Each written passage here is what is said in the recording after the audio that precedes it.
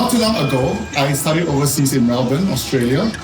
And when I graduated, God told me very specifically to return to Singapore first. I remember vividly how He said that He will bring me back, for He had a purpose for me here in Melbourne. I obeyed and came back to Singapore, back in Trinity. I continued to grow in God, served as a worship leader, sectional leader, dual worker. But in the blink of an eye, life happened and 12 years had already passed. The dream God gave me of going back to Melbourne, it was kind of like just swept under the carpet of life. Even when Pastor Dom announced the Decade of Expansion in 2017, I only envisioned my role in the local expansion of His kingdom here in Singapore. When the launch of Trinity at Melbourne was announced in March 2020, suddenly there was a stirring in my heart, and as if God blew on the embers of my dream again. But due to the pandemic, all the borders were shut, so I brushed it aside yet again and didn't think it would be possible. Furthermore, Michelle and I had stable full-time jobs in Singapore. So moving to Australia meant leaving all of that stability behind in the middle of a pandemic, and so it would be nothing short of just pure crazy. But by the end of May this year, the stirring in our hearts was undeniable. God was telling us, it is time to move. As we sought the Lord, He gave me a vision.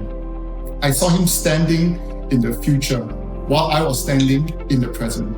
And He stood directly in front of me and said, come. So that gave me the courage I needed to step out of the boat. We thought to ourselves, we have enough savings between us to move to Australia and maybe cover our expenses for up to a year and a half. When Michelle first arrived in Melbourne in July, Melbourne was pretty much in lockdown.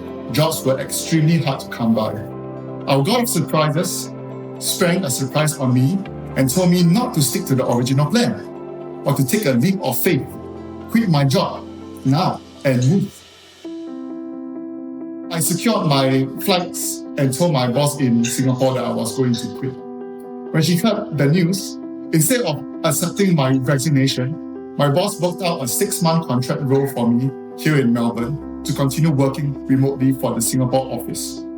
I was amazed. God's provision didn't stop there, however. The week that I arrived in Melbourne was the same week that Michelle started her new job. The amazing part was that it was a job that she didn't even apply for. Yet in the middle of a lockdown, a job came and found her. And God continued to astound us with His grace. When we were looking for a school for our daughter Kayla, we found a Christian school that we really liked.